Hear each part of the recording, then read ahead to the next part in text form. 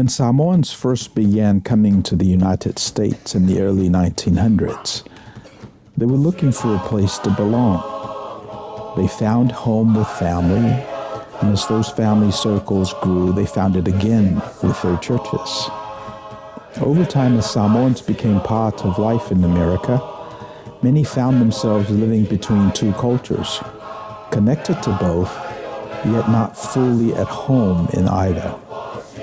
This place, Manuia, offers a place to land, a place to breathe, and a place to belong.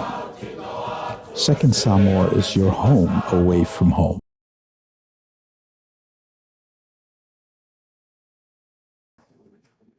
I am very happy to have our guest this morning, a young person from our community, Ethan Petaia. He graduated with a high school diploma from Millikan High School in Long Beach. He received an Associate of Arts degree in Communications from LBCC, and he also acquired a BA in Public Relations, minor in coaching from West Liberty University, and is now working on completing his MBA, hopefully to graduate at the end of this year. So Ethan, eleise me ngata mai elo fia. Wa e talia le vala au le e o Manuia podcast. E sauta te talanoa. This space has been created for your generation for a long time. And we've had several attempts to create this spot, fits and starts. You probably remember Tafisi Lafai. And it was the same idea. So I'm so thrilled and happy that you're the first young person to grace us in this space. So welcome. Yeah. So I have a few questions for you. So tell me about who you are. Well, when people think of Ethan Petaia, who do you say you are?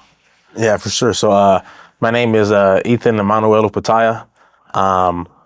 First, I want to be known as a believer and follower of Jesus Christ. I'm a son, a brother, cousin, uncle, grandson, and a friend. Yeah.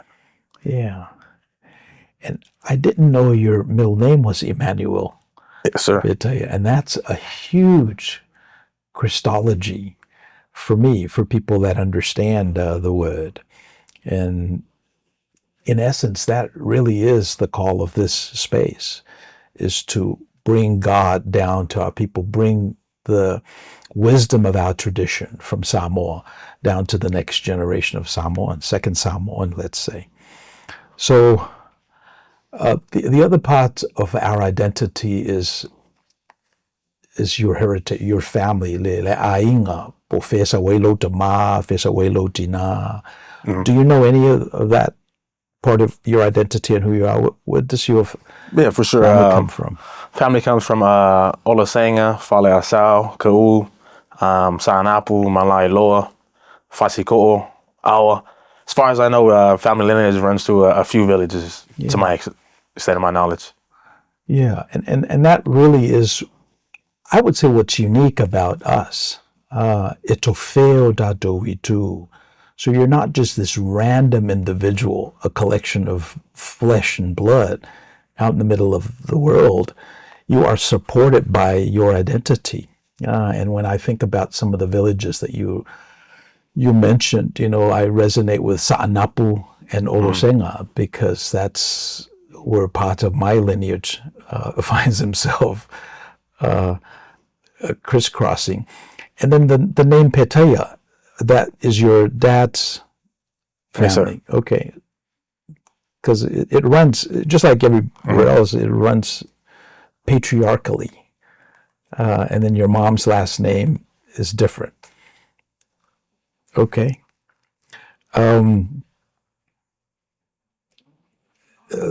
We're talking about identity still. So growing up, did you ever feel caught between the two worlds, the Samoan world and your world? I think that's a really good question. I would say not really, not too much. It's kind of who we are, the part of the identity. I think it's really like the best of both worlds. I would say they intertwine with each other. I haven't really caught myself in between too much. Okay, so the fact that you live in these intersections may not really be a bug that requires fixing, but it may be a feature of who you are, right? Is that Yeah, for sure. That's about definitely right? how it is. Okay, so it's not something that's wrong.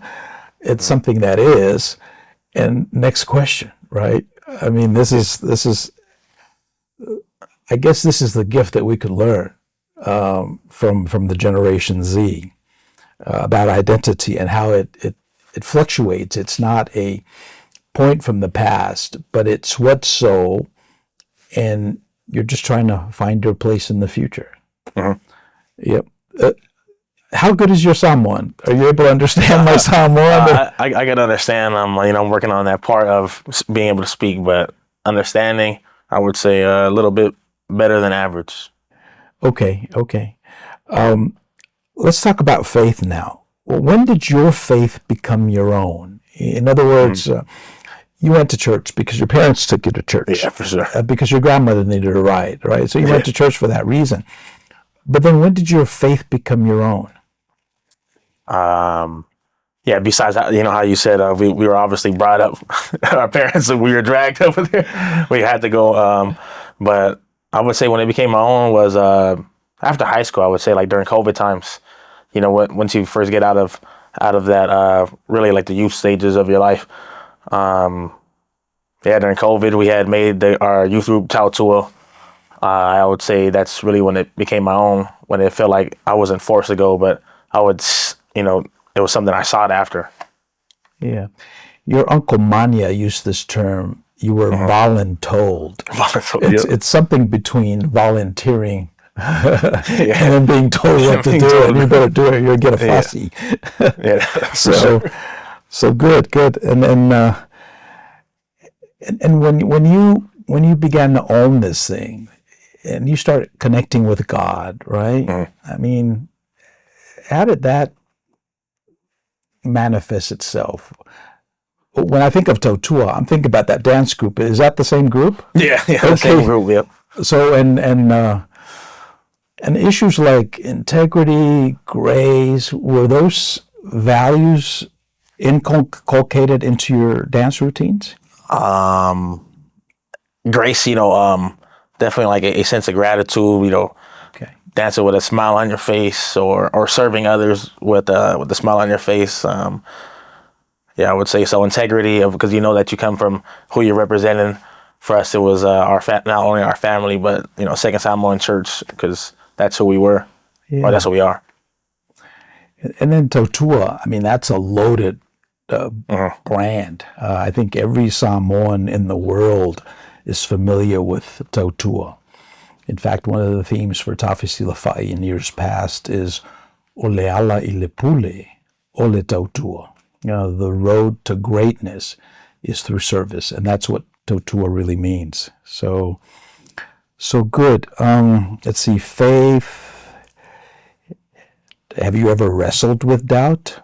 Is that something that resonates with you? I would say that's like a ongoing thing. If doubt, whether it comes to faith, or I would say it's very human to do so. When you go through stressful times, for me, it'd be like, overwhelming in schoolwork, or when a relative passes on. But, it's something that you would struggle with, but continue to fight for, to keep it ongoing and keep on, seeking after. Also, I would say that. Yeah. So it's always there. It's a reality that you have to grapple with. And I think that's a sign of a healthy relationship. When there is healthy skepticism, right? Healthy doubt and all that. Let's talk about church. What do you enjoy most about church? And when I say church, I'm talking about the institution, the weekly worship, and all that stuff, and the politics too. Oh, what I enjoy most about church is the fellowship with like-minded people. As we said, there's a constant struggle of healthy skepticism. That's just what a healthy relationship looks like. But when you're around others who are like-minded, who are after seeking Christ and following with him, that's something that I enjoy. And then in terms of not too broad, but for us, most of our members, English is a second language. It's mostly Samoan speaking. So I enjoy more of that now. I'm getting older as I'm building more of a respect for our culture, or being around people who speak Samoan. That's like one of the main places I can learn to speak Samoan. That's one of my goals that's what I look forward to. That's what I enjoy the most. Yeah. That has always been part of my challenge, is how do I bring the gospel so that people understand? And if you don't have facility of the Samoan language, speaking Samoan exclusively might not achieve that. In fact, it might turn people off from the gospel of Jesus Christ if you're not able to grasp it in the language that's familiar with you. Still in the church, why do you still show up? I mean, there's thousands of churches in Southern California, hundreds of Samoan churches. Why do you still show up after all these years at Second Samoan? Wow. I would say it gives me a sense of home. And like for Samoans, I know we're really big on the village. So it's like a village mindset. My parents go there, my brothers go there. It's just, a sense of home for me. Yeah. It's a sense of belonging. Would you say this is? Yes, sir. This is your church. This is where you belong. Yeah. So I'm hoping to continue to keep those spaces sacred and hallowed for your generation and young people to come. Next topic here is baptism and formation. Do you remember being baptized? Not at all. Okay. I don't know if your mom has these pictures of me baptizing kids, but we believe that baptism is not just an event, time specific. We believe that baptism is sort of like a journey, and that as soon as you're able, to come out your mom's womb and survive, then the next baptism would be available to you. So we usually baptize kids during the second Sunday of October, which is White Sunday. And so when we edit this video, and if we find a picture of you being baptized, we'll drop that into the editor. And then after a while, you sort of like discern God's will. Scratch your head and you say, "Well, I'm not quite sure, Pastor." And then we have that confirmation class where you know a little bit about God. And if I remember you growing up, we were right in the midst of Tafisilafai every year. And that was our way of manifesting our faith and confirming your faith. And the basic fundamental value there is obedience. It's just it's a little bit more than voluntold. It was like doing. We got to set up this festival every year, and people have to fight through it. You have to lead. So, but those are. But all that is undergirds the formation. They're not talking about grooming kids, but that's part of our grooming process over the years. What else do you remember about that formation? Yeah, a little more than voluntold. It might take away the volun part and just say told. You were just told. Yeah, but definitely like a lot of learning how to follow.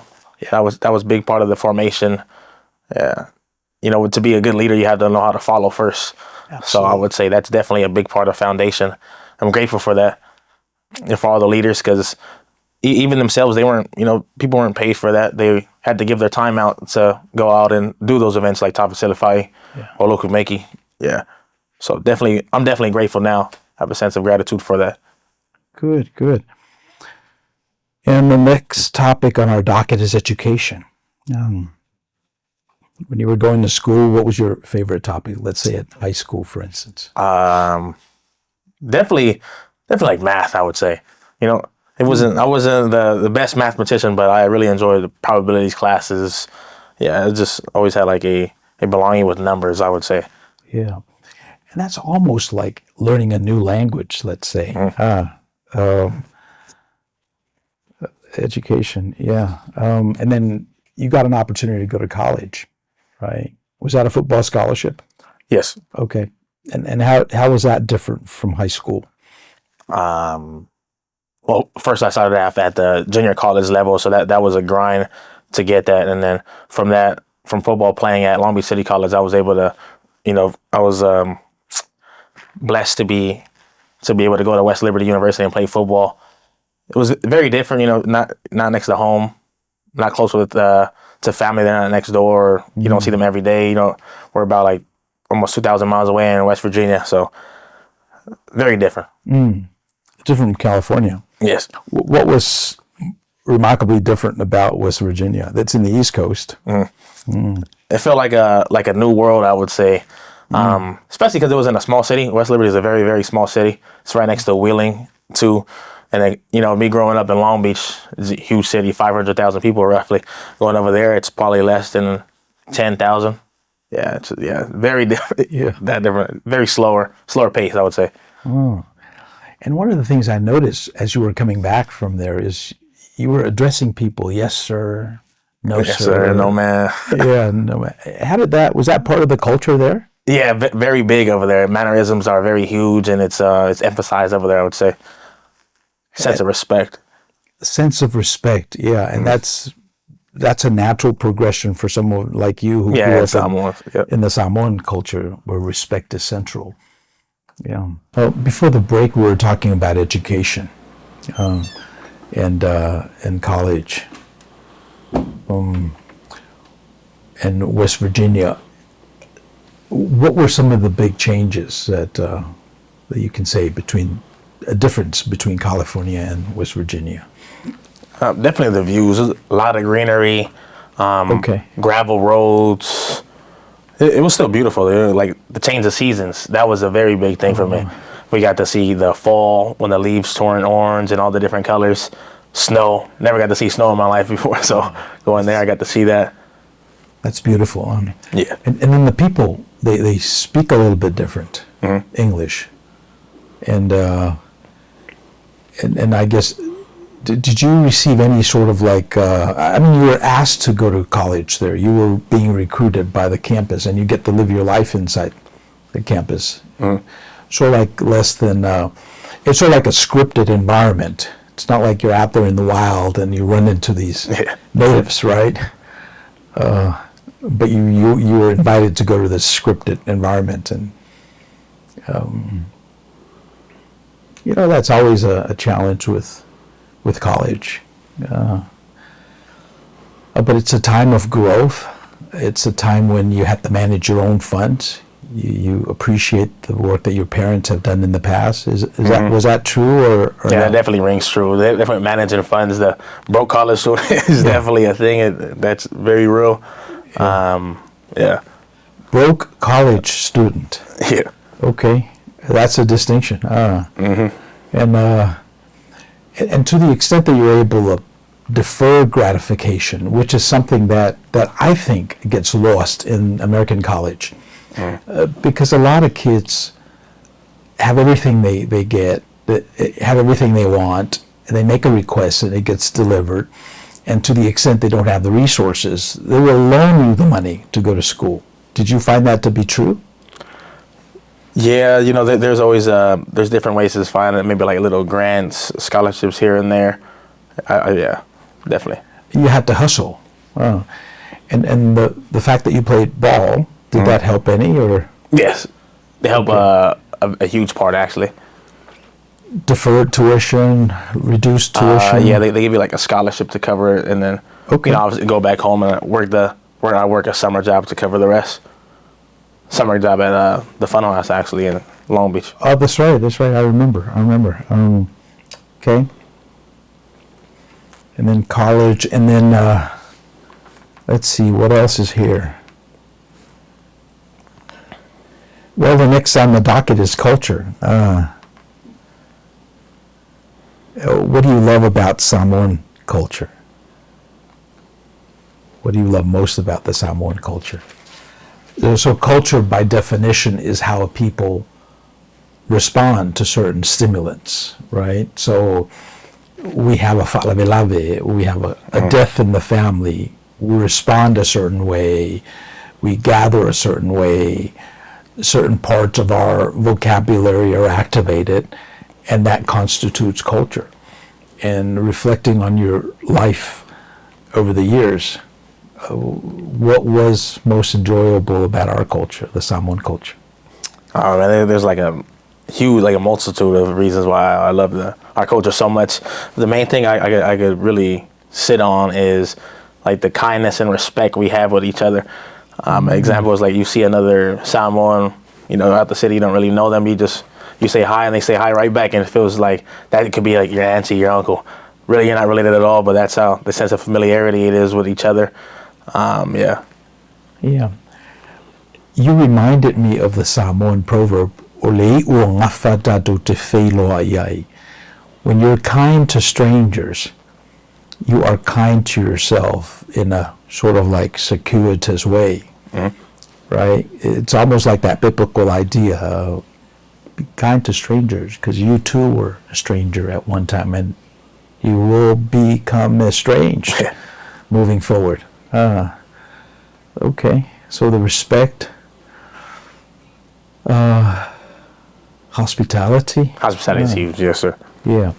Did it ever dawn on you that maybe that has something to do with your heritage, when you rifled off the villages that you identify with this family?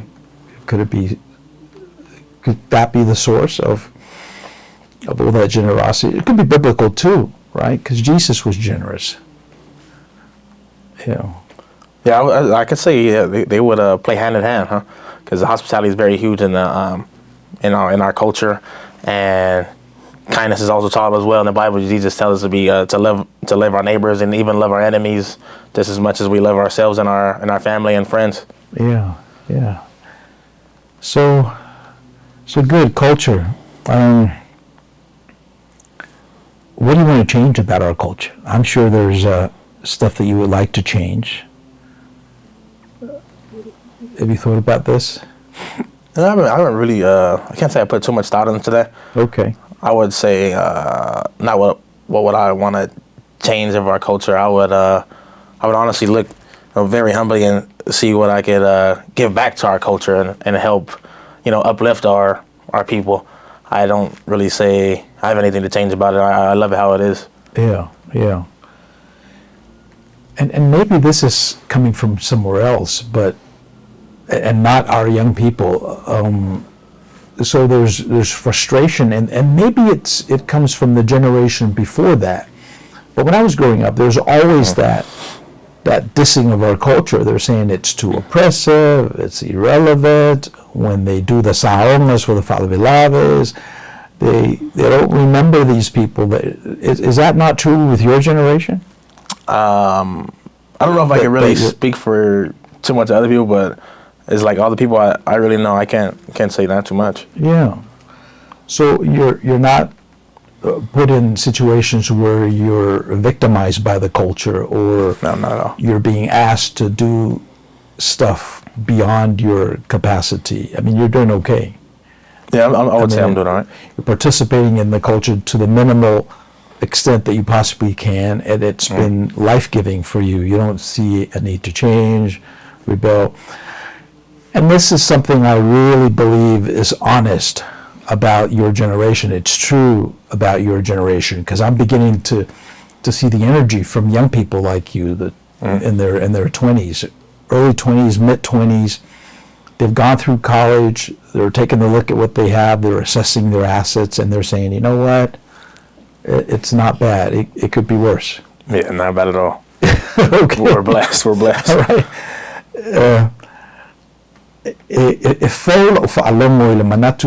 Ethan, that's coming from Generation Z, and perhaps that's a whatufunganga fo'i mo tātou te Petaia ia Ekalesia Samoa, and that voice of wanting to improve our culture, presupposing that there's something wrong with it, is no longer present with the new generation.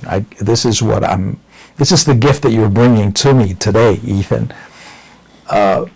And who am I to hang on to stuff that are no longer resonant, or at least within the Petaia household, let's say, right?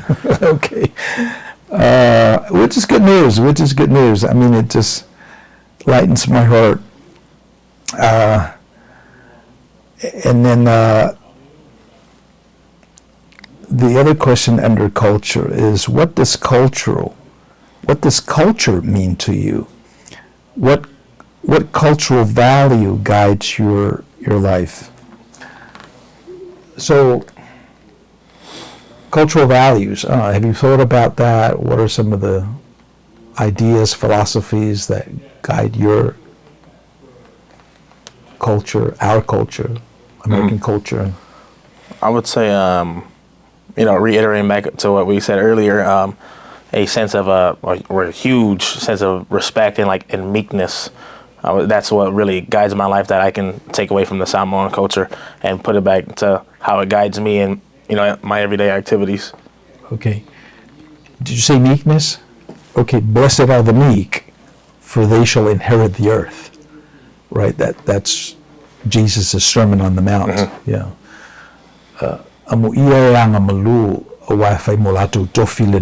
That's what it sounds like in Samoan. And meekness is that quality where you've got the capacity but you don't use it, right? It's a sharpened sword that is sheathed. You can potentially do some damage, but you don't. You have the capacity to do evil, but you don't. You opt not to use your strength to demolish the opponent. It sounds like something out of football, right? Yeah, definitely for football. although in football you have to go up. You have to go up and then crush the opponent. Really use your weapons to just crush the opponent. But what Jesus was saying is, you could probably do that, but you don't. You constrain yourself. And so blessed are those that experience meekness, for the world is theirs. Yeah, so that's good. Let's see, what else is down here? Generation Z. So this is the generation that you're part of. You're 24.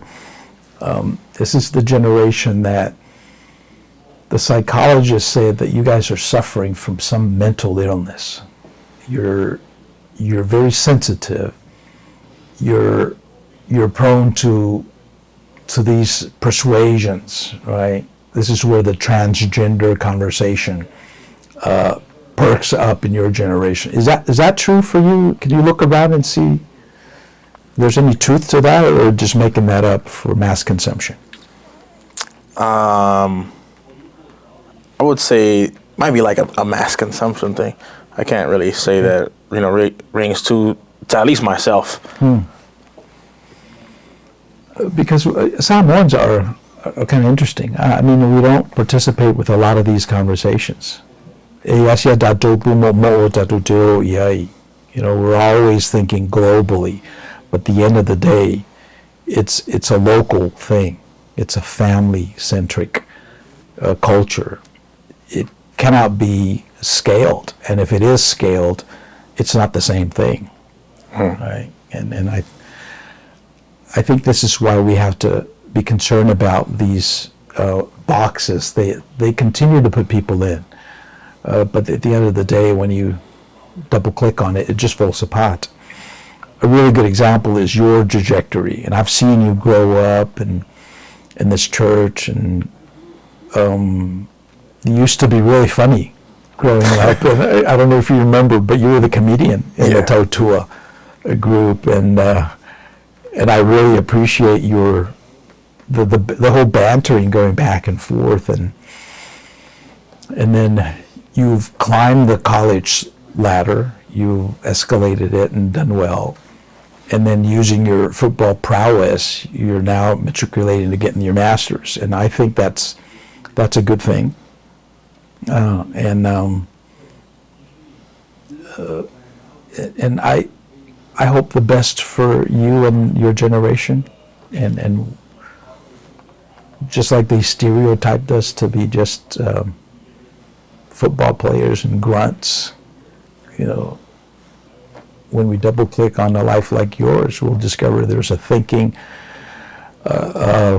person down there that's connected to all these, to Feoi too idea, and you're not just this random guy in the middle of America. What happened to that comedian? I still got it. Still got it. Maybe know how to sheathe it more. There you go. When it's called for, you will unsheath that, and we will partake of your comedy. Yeah, I remember. And you have grown up. The next thing here is grad school and student debt.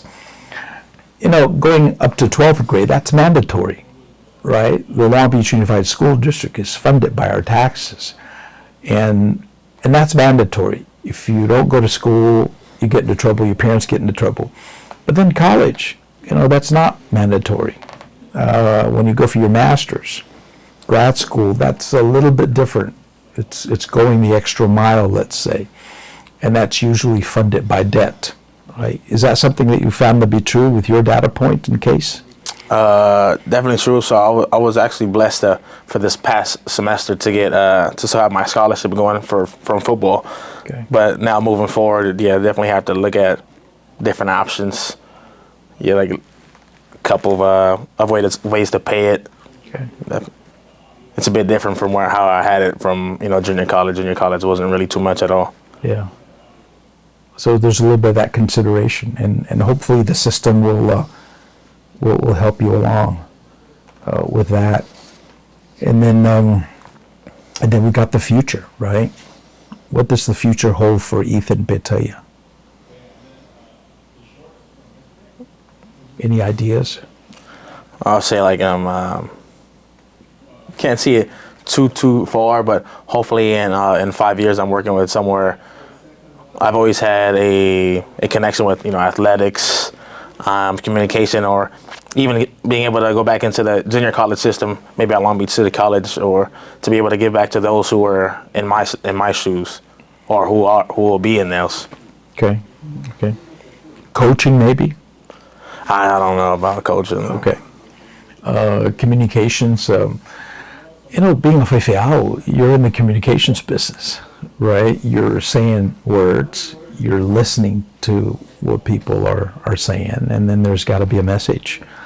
Otherwise, this podcast will just fall heavy on the ecosystem. So communications.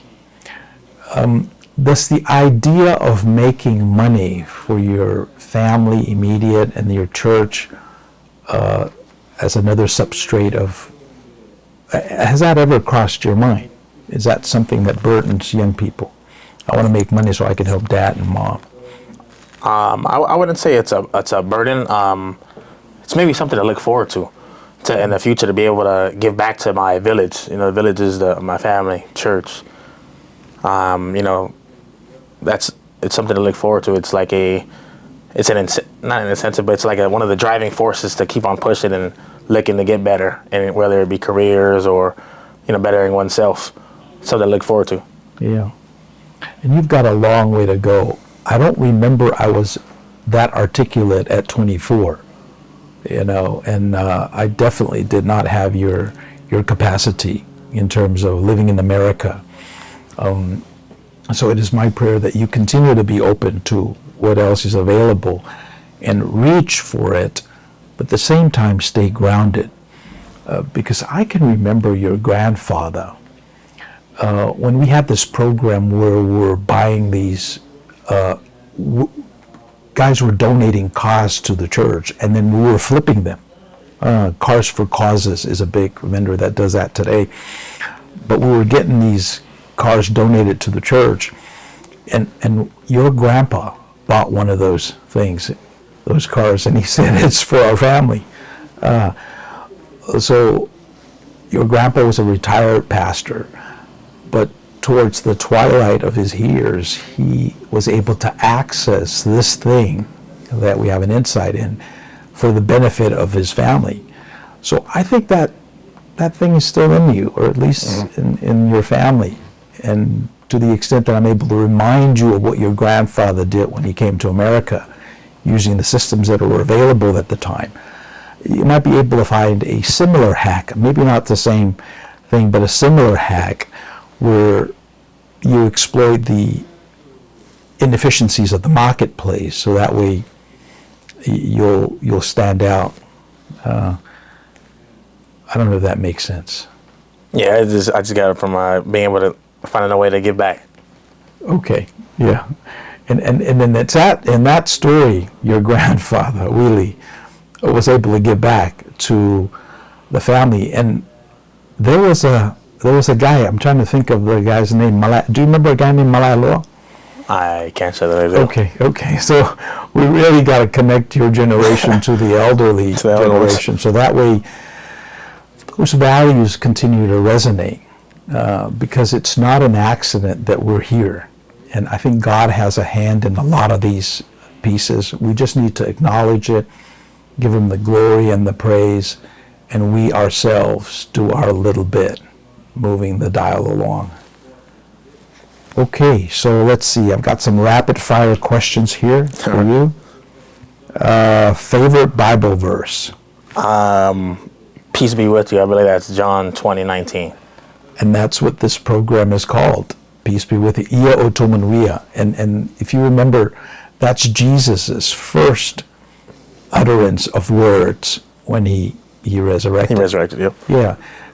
Someone who has been accosted by the system, betrayed by his friends, killed, right, unjustly.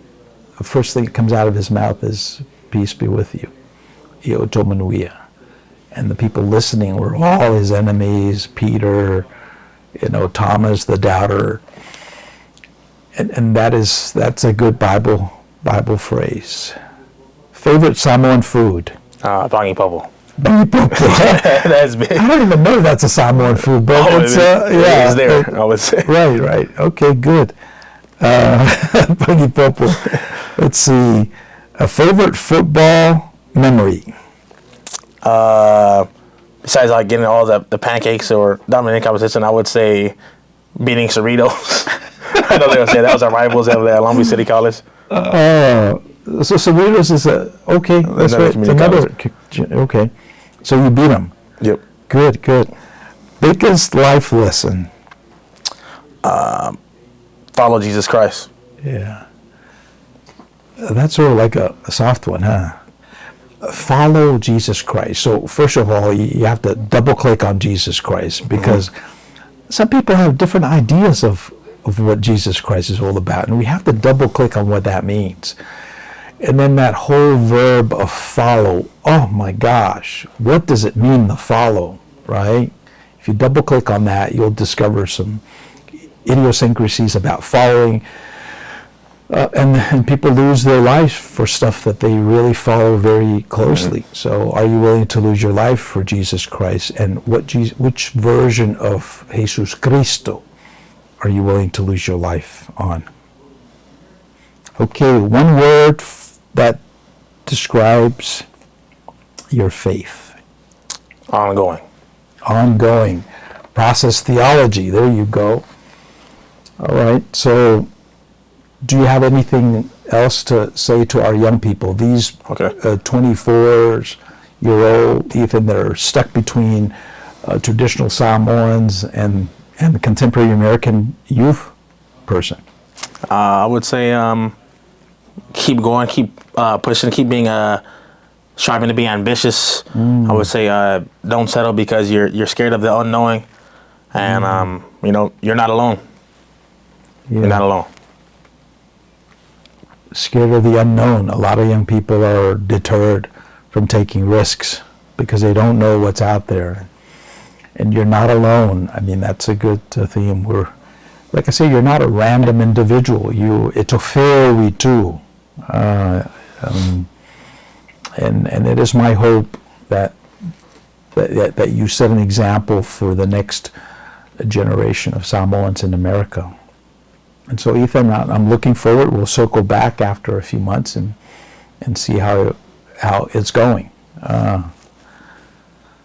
Yeah. So I think that brings our conversation with Ethan Petaia to a close for now. It is my prayer that you take something out of this conversation, and to the extent that you're able to interact back to the community, the Ioto Manuia platform, we'll take your feedback and incorporate it into building our community. Ola to'o ono mispowena tangaloa, ma Ioto Manuia.